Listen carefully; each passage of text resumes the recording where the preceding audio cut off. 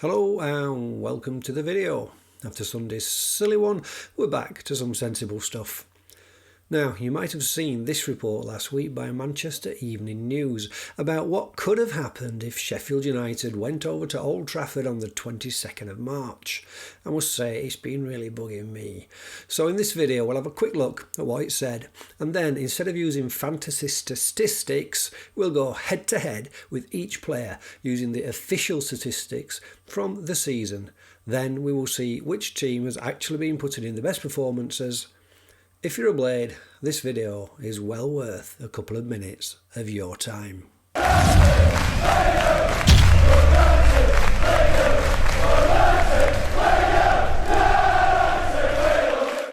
Firstly, please pop a like on the video, it really helps the channel a lot.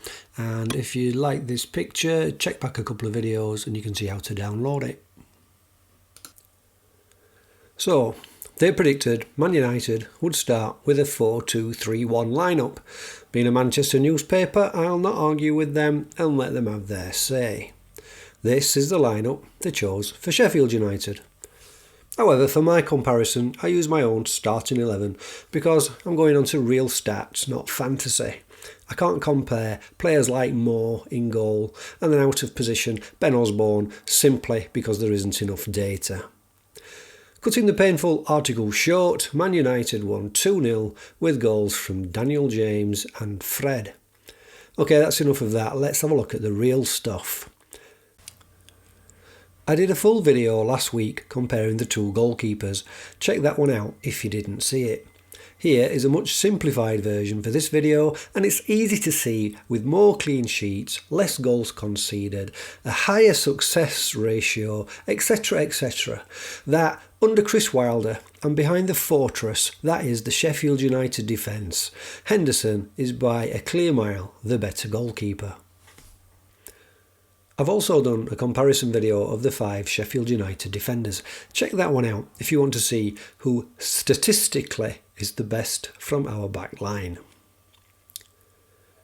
Here we've got Egan going head to head against Man United's captain Harry Maguire. Because he was born in Sheffield and went through our academy, I'm a Maguire fan. However, you can't argue with stats like these. Egan is having the time of his life and is outperforming one of, if not, the best English centre-back at this time. Here's another English team player, Luke Shaw. He goes head to head with the fans' favourite Jack O'Connell. O'Connell has had double the minutes of Shaw this season, so we need to double Shaw's stats to make a fair comparison. This makes the data fairly even, and out of the 8 defender stats shown, 2 are equal. Shaw wins 2, and O'Connell wins 4. So basically, another win for the Blades.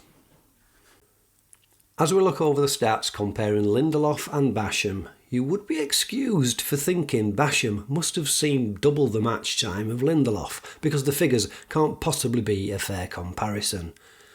However, you would be wrong. Both players have had roughly the same time on the pitch. Just look at the difference of these stats. 61 intersections to 19, 61 tackles to 23. It goes on. If you're a Man U fan, you can surely make some weird and wonderful excuse, but basically you'd be talking crap. Basham wins hands down, so just suck it up. Over the last 3 years, Stevens has enjoyed a meteoric rise under Chris Wilder. His player market value has increased a massive 5,000%. However, 19-year-old newcomer Brandon Williams has already trumped him and apparently worth around £4 million more. From the stats shown here, Williams has only had a third of the time on the pitch, so we need to adjust. But even after the adjustments, Stevens is still comfortably outperforming the Manchester United rising star. I cannot mention Ender Stevens without showing you this goal. I know you've already seen it and watched it as many times as I have. Probably not as many times as Ender Stevens. It's in his little extra clip. It could well get deleted due to copyright, but here it is. Let's move on to Wan-Bissaka and George Baldock. Baldock has played 2 more games than Wan-Bissaka, so Bissaka takes the edge here, outperforming Baldock in their defensive roles. However, you can't ignore the fact Baldock has 2 goals to his name and 3 assists this season, and he's got more clean sheets to his name as well. So, agree or not, I'm still giving this one to the Blades. Another player progressing through the Manchester United Youth Academy is central midfielder Scott McTominay. He's had 25% less pitch time than Fleck, and with that adjustment, both players have had a great season. There's so little difference between this position, I'm actually going to call it a draw, even though it pains me to do it. However, I'm going to add that give me Fleck and the £20 million change that would come with him from buying McTominay, and I'd take Fleck every time. Ollie Norwood has had 5 times the game time of Fernandes this season, so we've got to take that into account. What I want to point out here is how many times Norwood has been dispossessed this season. An incredible 4 times. It just goes to show how solid a player he is. Adjusting the game time for Fernandes, that would put him on 45 dispossessions.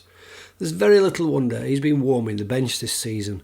Without a doubt, Norwood has had a much better career with us than if he had stayed with Manchester United after completing his apprenticeship at Old Trafford.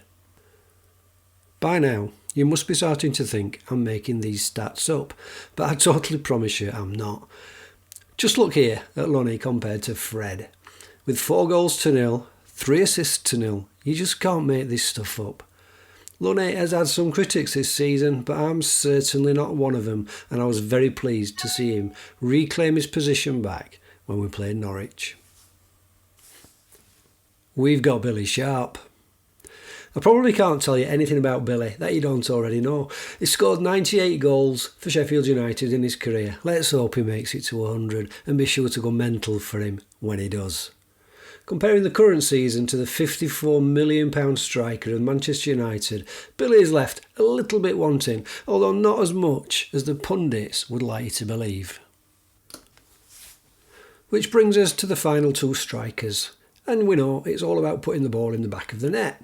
Mousse 5 times, James 3 times. That's that, enough said. So that's it, that's the end of the video. As you can see, the final score, Sheffield United 9, Man United 1. If you think I'm being a little bit unfair in any way to Sheffield United, and you think it should be more like 10-1 or 11-0, then pop a comment in the comment box below. Thanks for watching.